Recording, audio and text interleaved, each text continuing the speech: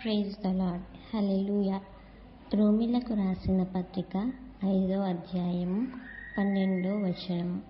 ఒక మనుషుని ద్వారా పాపమును, పాపము ద్వారా మరణమును లోకములో ఎలాగు ప్రవేశించెనో అలాగుననే మనుషులందరూ పాపము చేసినందున మరణము అందరికిని సంప్రాప్తమాయెను.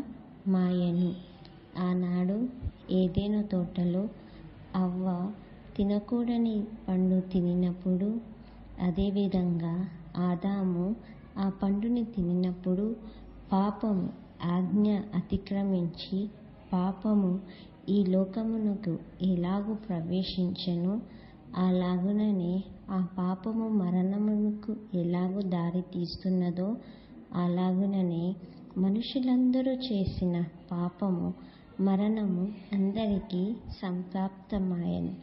కానీ ఒక మనిషి ద్వారా ఆ పాపమునకు విమోచన కలిగెను.